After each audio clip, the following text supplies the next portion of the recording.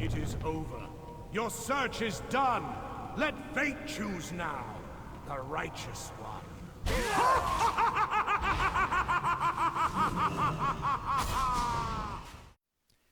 Hello everyone, and welcome back to Warcraft. My name is Shirley, and today we're going to be talking about warriors in 7.1, both from the PvE side and the PvP side, after the latest hotfixes about a week after the patch.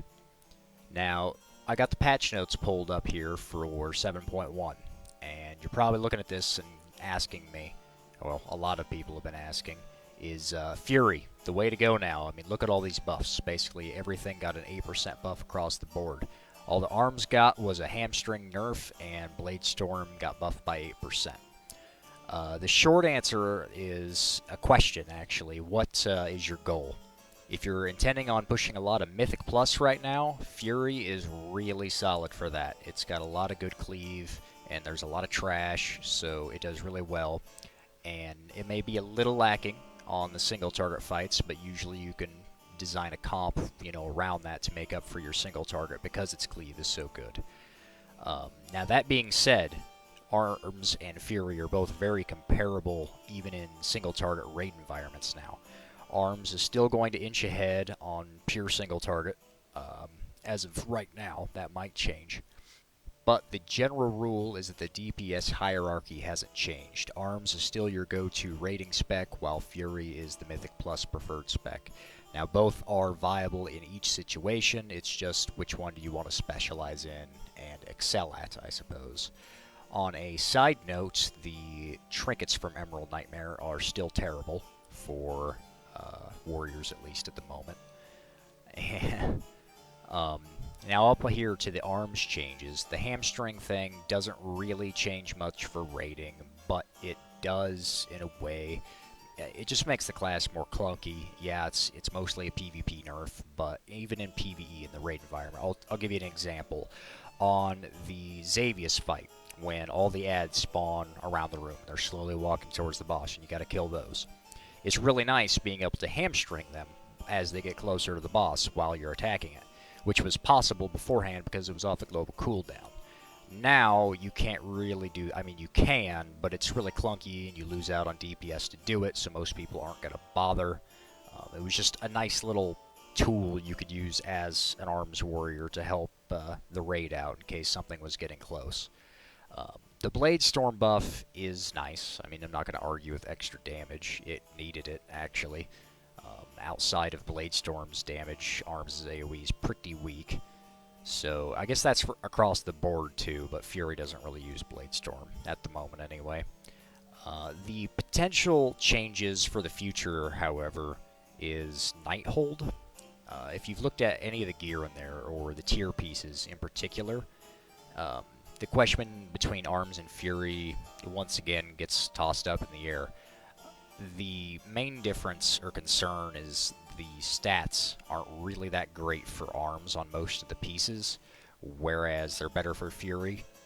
So maybe your Fury will be better, but at the same time, the set bonus itself off the tier piece still looks to be preferred to Arms, what it actually does. So, moving on. The Arms artifact appearance has finally been discovered, and they just tweeted about it. Apparently, it's been in the game since Legion released, and it just never triggered, which, take it for what you will. I don't know. I kind of think it was still hotfixed in, personally, even though they deny that claim. But the Arcanite Blade Breaker, it looks pretty cool. Everybody's going to be running around with it. Unfortunately, it appears to be on a daily random event, so if you didn't get lucky and get it on the day that it was announced or people found out about it, then you might end up having to wait a week, 2 weeks, a month, who knows at this point.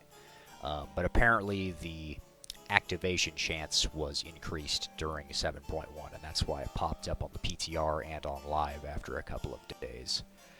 So go get your axes while you can. Next up on the list is the PvP side of things and the latest hot patches. For Arms, mainly. Fury got a buff as well, looking at the hot patch notes right here.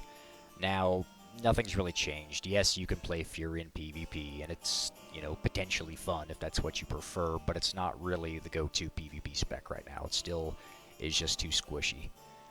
Arms, on the other hand, it was needing some love for PvP, and it's got a strength and stamina increased by 10% across the board, which is really nice.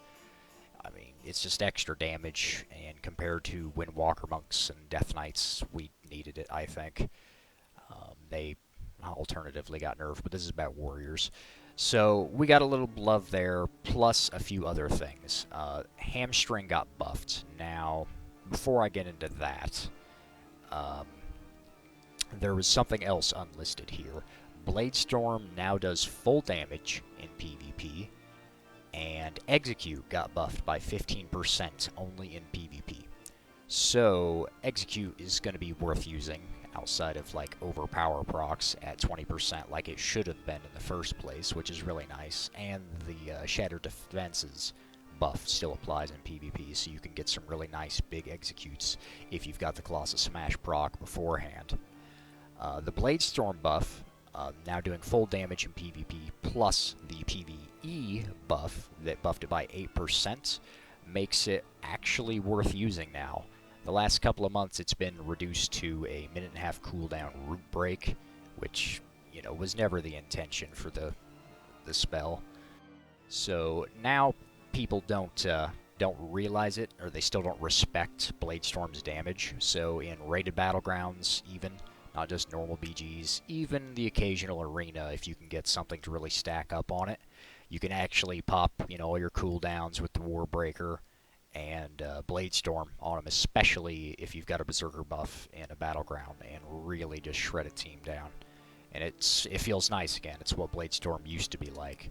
So I'm happy about that change.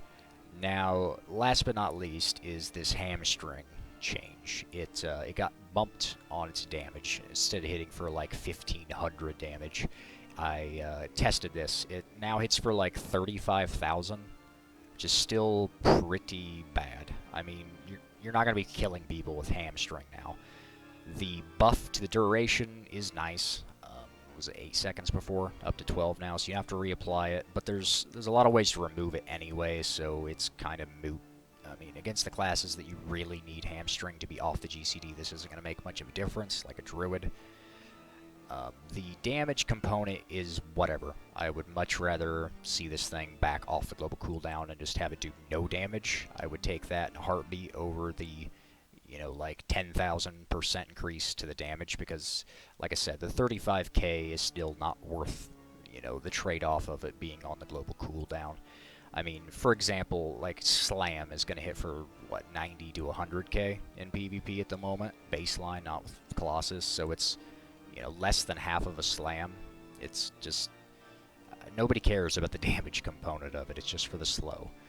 So I don't really agree with this change still, but Blizzard, sticking to their guns on it, so we'll just have to live with it and roll with the punches, I suppose. But at the same time, I'm still happy about the 10% strength buff and stamina buff, which is really helpful because both specs were lacking in damage and survivability.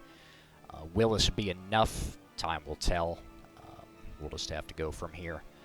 So, without further ado, that's all for today, folks.